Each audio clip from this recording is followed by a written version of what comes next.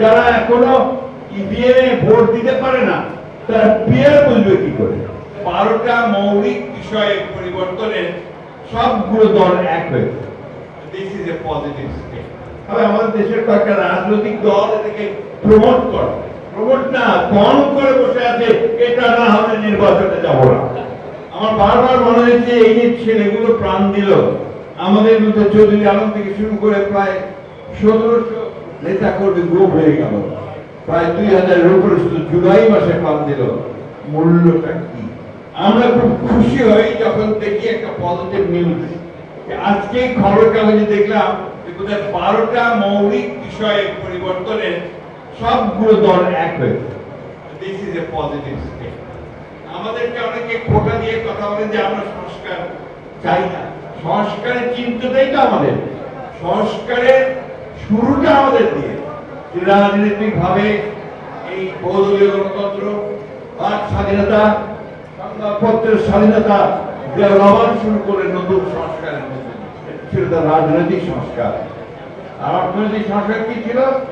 একটা বদ্ধ ভ্রান্ত সমাজতান্ত্রিক অর্থনৈতিক ধারণা থেকে তিনি নিয়ে আসেন মুক্ত বাজার অর্থনৈতিক ধারণা। বোঝেই না তারা বলে পিয়ার কি জিনিস ভাই? যারা এখনো ইভিএমে ভোট দিতে পারে না তারা পিয়ার বুঝবে কি করে? এই চিন্তা ভাবনা থেকে দূরে সরে যেতে হবে। এবং দুঃখজনক ভাবে আমাদের দেশের কয়েকটা রাজনৈতিক দল এটাকে প্রমোট না কম করে বসে আছে, এটা না হলে নির্বাচনে যাব না। আপনার এসির গ্যাসের সমাধান হলো SGS ও CNS সার্টিফাইড ফোরন রেফ্রিজারেন্ট গ্যাস, যার বিশুদ্ধতা 99.98%। ফোরন, শান্তি যেখানে, নিঃশ্বাসে।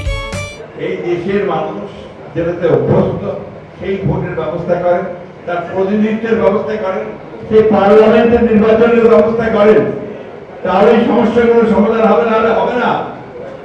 বাইরে থেকে এসে বসে বা কাউকে আবার নতুন চিন্তা ভাবনা দিয়ে কিন্তু দেশের সমস্যা সমাধান করা যাবে না।